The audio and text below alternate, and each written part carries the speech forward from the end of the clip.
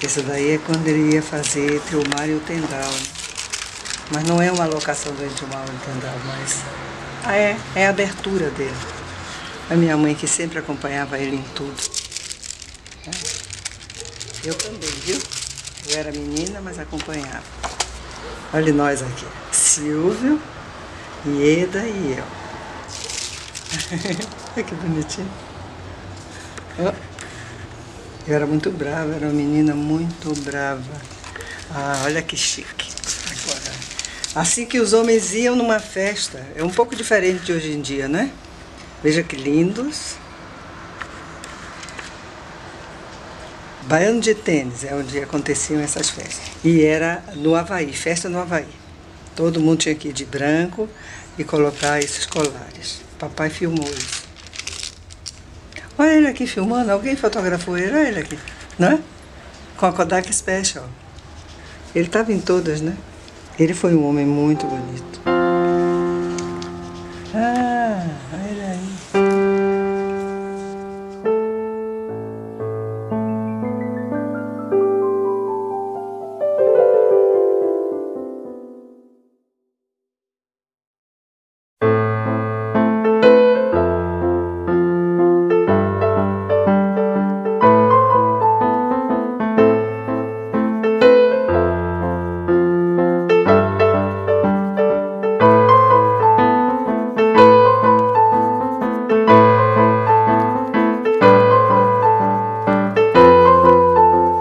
Quando tudo passar, eu vagarei pelos ermos com o tripé dos meus sonhos.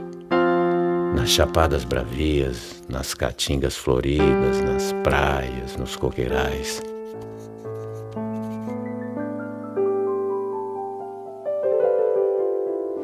Olha, falar de Alexandre é falar de muitos homens, porque Alexandre não foi uma coisa só, né? Em primeiro lugar, ele foi meu pai. Depois, ele era dentista. Ele escrevia. Ele tinha o seu radioamador que se interessava, ele fazia pequenas peças de ouro, de escultura e ourives. Ele nasce em 1908, ele tem uma vida social bem situada, do ponto de vista da sua classe, quer dizer, ele vem de uma aristocracia interiorana, rural, baiana, por parte de mãe, ele vem de uma ascendência italiana, por parte de pai, se desponta como sendo um cineasta, mas ele não foi só isso, quer dizer, a história de Alexandre Robato tem que ser contada a partir de muitas histórias. Então, se me perguntassem naquela ocasião, seu pai é o quê? Meu pai é dentista. Meu pai é professor. Depois é que ele dizer que ele era cineasta. É um casamento. Veja que linda, linda, linda, linda. Robato chiquérrimo, né? Que lindo. O casamento teve que ser feito às 4 da tarde para ter sol para filmar. Não é o horário usual, né? De se casar aqui na Bahia. Sou eu aí, sim, senhor.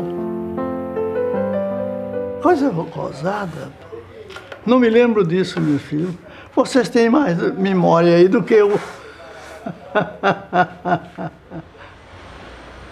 Agora, a clássica foto com champanhe, tomando champanhe.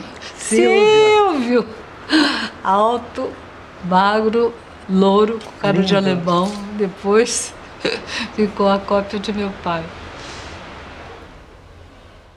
É um contexto muito, entendeu, que é da classe, da burguesia baiana na época.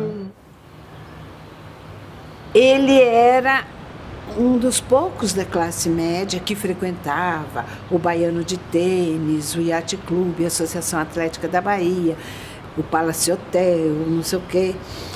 E, no entanto, ele era apaixonado pela cultura popular. Naquele tempo não era bonito ser negro. E meu pai achava muito lindo, tanto que fez vários filmes sobre isso. E essa geração é uma geração que eu não sei quem começou exatamente, Jorge Amado escrevendo, meu pai pintando, Mário Cravo, Gênero Augusto, veio gente de fora também para cá, né? O Robato filmando, que aqui na Bahia quem filmava era Robato, né?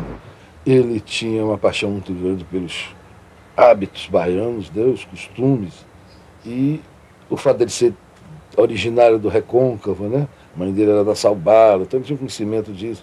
Era a vela, era o peixe, era a igreja. Isso tudo estava impregnado nele e ele poderia ter escrito, mas ele tinha acesso à máquina e resolveu se expressar através de um meio que era uma coisa raríssima, né? Se vocês estão dando toda a importância a alguém que fazia cinema naquela época, é que só tinha ele e mais uns 2 ou 3, né? Tipificam o Robato como sendo um cineasta voltado para a cultura negra. Isso é muito curioso, porque acho que não é uma perspectiva muito do exotismo. Há, de fato, uma vontade de conhecer que talvez seja própria a essa curiosidade intelectual local. E outra coisa muito importante foi o ambiente que nós tivemos a oportunidade de frequentar desde criança, da turma de arte daqui da Bahia, né? Porque ele era amigo íntimo de Mirabeau Sampaio, do Caribé, do Jorge Amado, Mário Cravo. E ficamos amigos, colegas, boas praças. Começamos a entender os capoeiristas, a puxada do xarel, enfim, a Bahia, da qual nos serviu muito de estímulo e de motivação no nosso trabalho. Eles tinham, eu diria, um olhar novo, muito diferente do que era o olhar antigo sobre a Bahia. Eu acho que é quando a Bahia começa realmente a olhar para si, é nessa geração, né? Tem até uma piada de Mirabeau Sampaio, né? Assim, eu digo que é uma piada, mas é uma frase de Mirabeau Sampaio, no caso falando sobre meu pai, que diz que ele, Mirabeau, nasceu e se criou na Bahia e pode testemunhar que aqui na Bahia não existia nenhum negro. Negro foi uma coisa que apareceu quando o Caribé veio para cá. As capoeiras aconteciam nas praças, nas festas de largo. Nós é que começamos, eu e Caribé, sistematicamente a ir na Rua Peruais visitar, às quartas e domingos, a capoeira de Mestre Valdemar. Aí que Roberto entra. Então, realmente, capoeira, que naquela época ainda era malquista, não diria perseguida, mas malquista, foi um filme importante do meu pai, feito junto com o Caribé. Então, a música deles, meu pai gravou em discos. Então, a música de samba de roda, né, de candomblé. Então, foi todo um olhar africano. Caribé acompanhou muito meu pai em filmagens. Ele fez storyboards de filmes. Mas Caribé era mais como guia de Robato, não? Robato é que fazia o filme mesmo. Caribé como artista, como guia artístico. O filme é todo desenhado previamente, o que de certa maneira já dá conta de que o esforço do Robato, enquanto artesão, era também muito sofisticado. Quer dizer, não eram filmes aleatórios que alguém ia chegar lá e ligava uma câmera e começava a fazer. Eram filmes que seguiam determinados roteiros, que buscavam determinadas, digamos, formas expressivas para serem filmes. Mestre Bimba, esse era muito amigo nosso. Está aí, Mestre Bimba.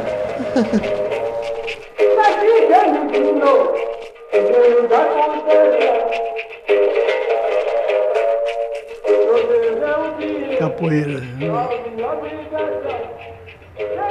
Isso aí meio capoeira do tempo do Império. É isso aí.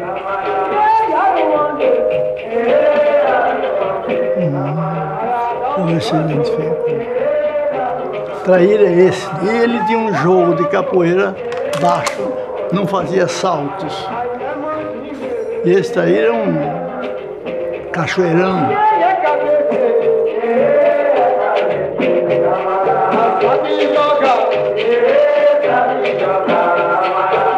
Isso é que é a demonstração da excelência do capoeirista. Não pode. Ele compra um brinquedo, mas não pode sujar a roupa do outro. É a coisa mais escrota que se diz se você for jogar, comprar uma brincadeira e passar o pé e sujar o outro. É um negócio. São sutilezas desse tipo, essa aí, tá vendo aí? Tem que fazer tudo com chapéu e sem sujar.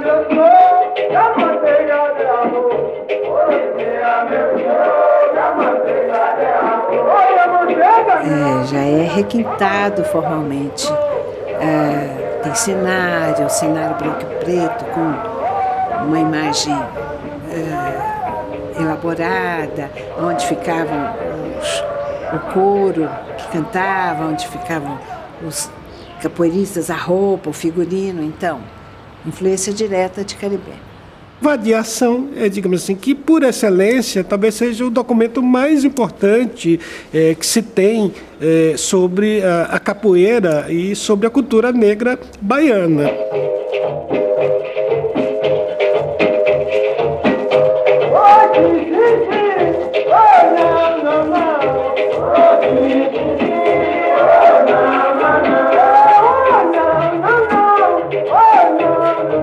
Nos anos 30, Robato começou a fazer filmes sobre saneamento, rede de esgotos. Ele filmava registros sem uma articulação narrativa. Nos anos 40 é que ele começa a fazer filmes mais elaborados, onde já havia uma montagem, já havia um sentido descritivo como documentário. Considerando isso, começa a história do cinema baiano com Alexandre Robato Filho, que é considerado o grande pioneiro do cinema baiano.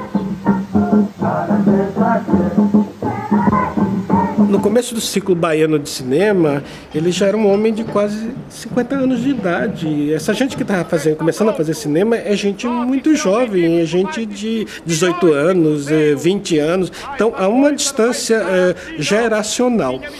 Mas acredito que, provavelmente, os filmes do Robato, em particular, eu acho que Xarel e Entre o Mar e o Tendal, que são filmes belíssimos, que são filmes de 52, 53, têm uma relação direta com esse start do ciclo de cinema baiano em 55.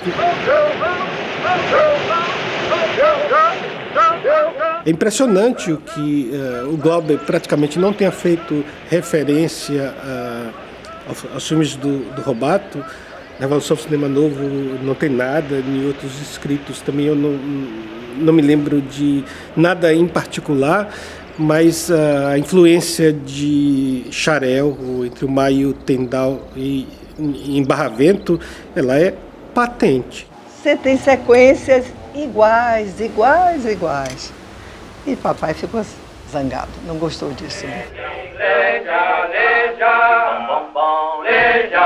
O Xarel é lindo, é emocionante, me reporta tudo, a questão da fotografia, da beleza estética em si, e a lidar com aquela gente, com aquela comunidade, com os detalhes, as expressões. O Dr. Robato tinha uma coisa muito bonita, ele ia no detalhe do rosto de uma pessoa que estava ali só olhando. Desse filme ele fez duas versões, uma chama Entre o Mar e o Tendal. O Tendal é o lugar onde eles, a tenda onde costuram as redes. As redes eram todas de linha, uma espécie de um caruá, e o próprio peixe danificava. Eles tinham que, o pescador passa a vida inteira entre o mar e o Tendal, daí tem essa coisa.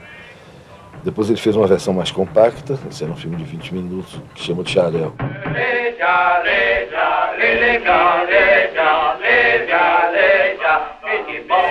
Um dos pontos de apoio de meu pai era o cinema educativo, o Instituto do Cinema Educativo do Rio de Janeiro, O presidente era um grande amigo dele, Humberto Mauro. Meu pai ia lá e entregava todo o material a um técnico chamado Manuel. Esse homem tornou-se grande amigo do meu pai e foi ele que cuidou, gerenciou o processo de revelação desses filmes, de receber, de mandar, além do cinema educativo ter sido um freguês contumaz, tudo que meu pai fazia, eles compravam a cópia, eles facilitavam o uso e ainda remuneravam por esse equipamento. Robato era um artesão, quer dizer, e como artesão ele foi se esmerando progressivamente, foi aprendendo a fazer filmes. Tem filmes deles que têm até deficiências técnicas, mas você vê que progressivamente ele vai se sofisticando tecnicamente, esteticamente.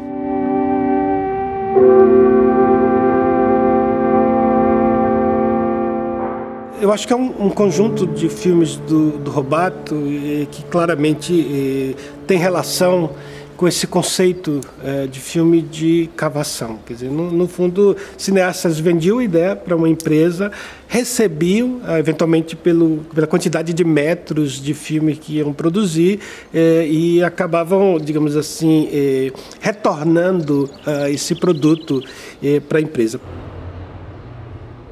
Mas se você olha agora, você vê que era um artístico também esse, né? Hoje você pega um filme dele sobre o cacau, você vê coisas que você fica assim, o cacau sendo carregado em caçoais de jegues assim enormes. A Fazenda Ovesque está equipada com as mais modernas instalações para o preparo, fermentação e secagem do cacau.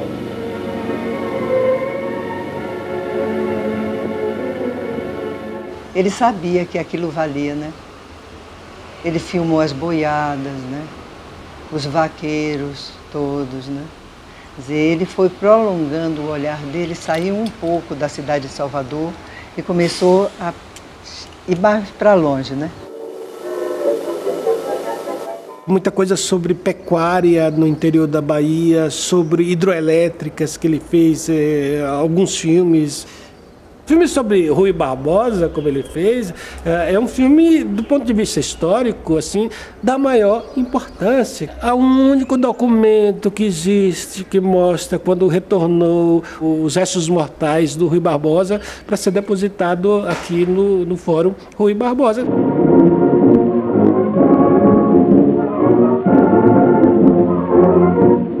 A loira baiana que partiu para a América ao encontro de fama e de fortuna regressa à sua terra natal ao curso de uma carreira relâmpago única em toda a história da cidade.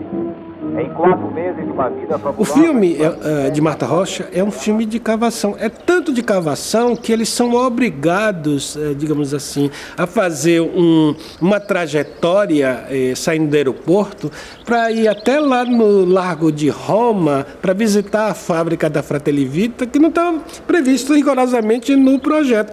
Porque a Fratelli Vita é quem pagava o filme. Achei tão surpreendente aquele filme, porque aparece política. Primeiro, a ingenuidade de uma Bahia, que eu não sei o quanto o Dr. Robato tinha uma distância crítica do que ele estava filmando. De uma Bahia de um Brasil. O Brasil se rendeu aos pés de Marta Rocha.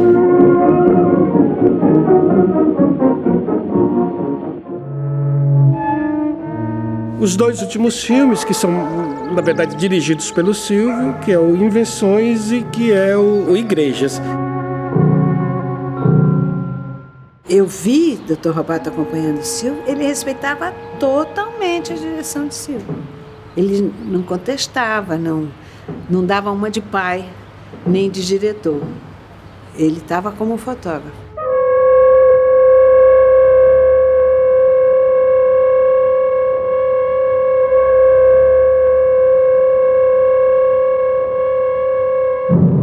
E depois Silvio fez Invenções, que foi uma recriação do espetáculo meu coreográfico.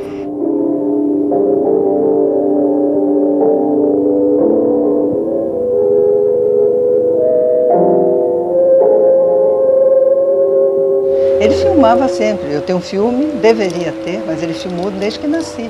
E é da mesma coisa. Silvio, todo aniversário de família dos meninos, ele filmava. Um casarão enorme, fantástico, 4 andares, que dava para todas as maluquices da família. Cinema, câmara escura, festas, muitas festas. E muita coisa de meu pai se perdeu, porque ele queimou, né? Com medo que explodisse. Porque no cinema educativo, no Rio de Janeiro, teve uma explosão. Então, todo mundo que tinha celuloide em casa ficou achando que ia explodir também. E também era, porque não estava nem com ar-condicionado. Quer dizer, não tinha condições de armazenamento.